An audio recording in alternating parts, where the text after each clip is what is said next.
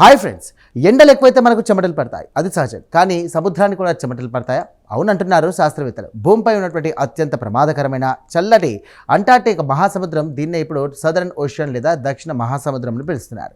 ఈ మహాసముద్రం global warming తట్టుకోలేక ఇప్పుడు విపరీతంగా చెమటలు కక్కుతోంది.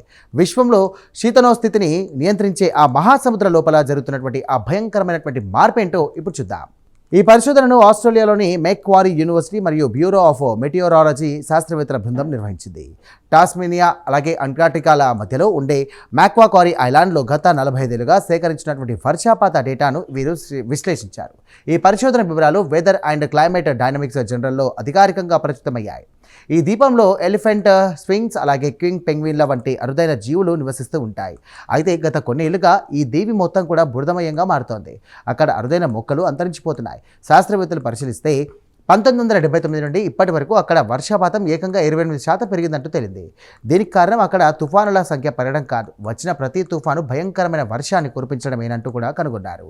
అసలు సముద్రం చెమట పట్టడం అంటే ఏంటనుకుంటున్నారా? మనిషి శరీరానికి వేడి ఎక్కువైనప్పుడు చెమట రూపంలో నీరు బయటకు వచ్చి శరీరం చల్లబడుతూ ఉంటుంది.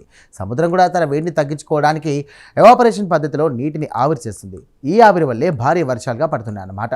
ఇక 1979లో పోలిస్తే ఇప్పుడు దక్షిణ మహాసముద్రంలో తనకు తాను చల్లబరుచుకోవడానికి ఏకంగా 10 నుండి 15% ఎక్కువగా చెమటలు కక్కుతోందని, అంటే ఆవిరి అవుతోందంటూ శాస్త్రవేత్తలు లెక్కగట్టారు.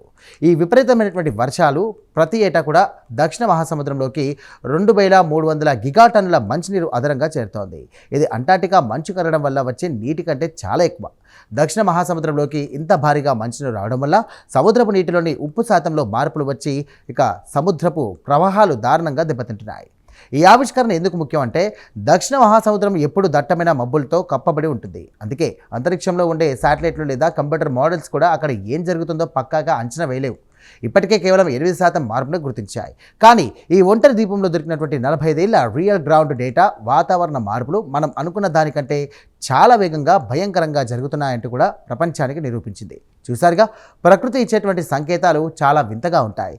దక్షిణ మహాసముద్రం కక్కుతున్నటువంటి ఈ చెమట రేపు ఆస్ట్రేలియా, న్యూజిలాండ్తో పాటు ప్రపంచ శీతోష్ణస్థితిని మార్చేయబోతోంది.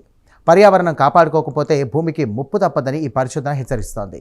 ఈ క్లైమేట్ స్టోరీపై మీ అభిప్రాయాలను కామెంట్ ద్వారా తెలియజేయండి. ఇలాంటి కథనాల కోసం వీడియోను లైక్ చేసి మా ఛానల్ను వెంటనే సబ్స్క్రైబ్ చేసుకోండి. Thank you.